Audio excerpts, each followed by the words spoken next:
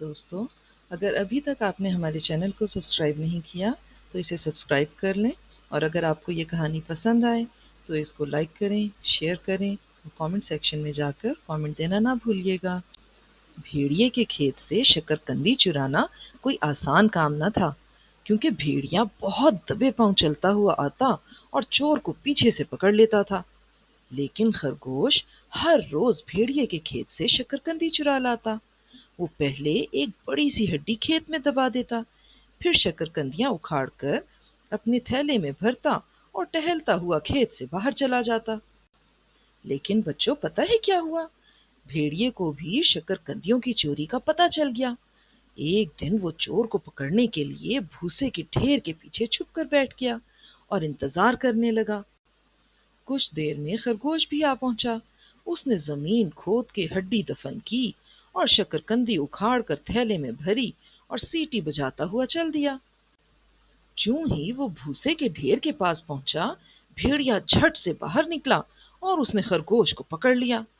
تم میرے کھیت میں کیوں آئے؟ بھیڑیے نے پوچھا۔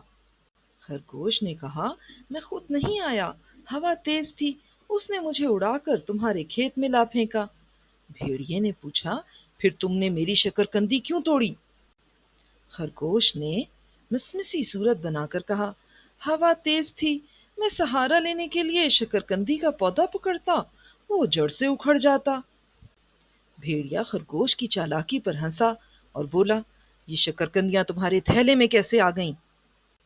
خرگوش نے مسکینی سے کہا، میں بھی اس پر غور کرتا ہوا جا رہا تھا کہ تم نے مجھے پکڑ لیا۔ بھیڑیا چیخ کر بولا، بس بس، اپنی بکواس بند کرو اور کان کھول کر سن لو کہ آج تمہارا قیمہ پکایا جائے گا۔ بچوں، خرگوش نے فوراً کہا، تم بھی کان کھول کر سن لو کہ میں تمہیں ایک راز بتانے والا تھا جو اب کبھی نہ بتاؤں گا۔ وہ کیا ہے بھلا؟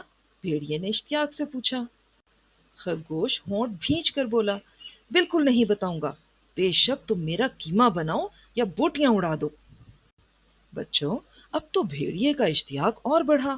وہ جتنا پوچھتا، خرگوش اتنا ہی انکار کرتا رہتا۔ آخر خرگوش نے کہا، تم یہ سمجھتے ہو کہ میں ان شکرکندیوں کی خاطر تمہارے کھیت میں آیا تھا؟ یہ بات بالکل نہیں ہے بھیا جی۔ تو پھر؟ بھیڑیے نے پوچھا۔ خرگوش نے کہا، میں ڈائنوسور کی ہڈیاں لینے تمہارے کھیت میں آیا تھا۔ مجھے معلوم ہوا تھا کہ وہ تمہارے کھیت میں دفن ہیں۔ بھیڑیے نے کہا، میں نے تو کبھی ڈائنوسور کا نام نہیں سنا، پتہ نہیں تم یہ کیا ذکر لے بیٹھے۔ خرگوش نے حیرانی سے کہا، ارے، تو کیا تم ڈائنوسور کا نام نہیں جانتے؟ بھیا، جو ان ہڈیوں کو کھا لیتا ہے وہ اپنے سے سینکڑوں گنا طاقتور جانور کو مار گرا سکتا ہے۔ پیارے بچوں، ایسی کہانیاں سنا سنا کر خرگوش پہلے ہی بھیڑیے کو بے وقوف بنا چکا تھا۔ اسے خرگوش کی باتوں کا یقین نہ آیا۔ خرگوش نے پھر کہا، نہ مانو، تمہاری مرضی، اگر مجھے مل گئیں تو سب سے پہلے تمہیں مار گراؤں گا، سمجھے؟ خرگوش نے لمبے لمبے سانس لیے اور جلدی سے بولا، اوہ، ٹھہرنا ذرا، کیا تمہیں بھی کچھ خوشبو آئی بھیا؟ بھیڑیے نے بھی لمبے لمبے سانس لیے۔ اسے قریب ہی دفن کی ہوئی ہڈیوں کی خوشبو آئی جو صبح خرگوش نے دفن کی تھی۔ وہ دونوں جلدی جلدی زمین کھودنے لگے۔ خرگوش نے اپنے قریب ہی دبی ہوئی ایک بڑی سی ہڈی نکالی اور چپکے سے اس پر گاڑھے گاڑھے گوند کی شیشی انڈیل دی اور جلدی سے بولا، ارے یہ رہی، میں نے نکال لی ہے۔ بھیڑیا بے صبری سے بولا، لاؤ لاؤ، کہاں ہے، مجھے دو۔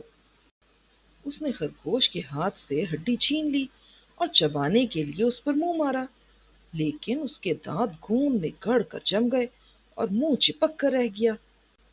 غر خر خر، بھیڑیے نے خرگوش کو امداد کے لیے پکارنا چاہا، لیکن اس کے منہ سے کچھ بھی تو نہ نکل سکا۔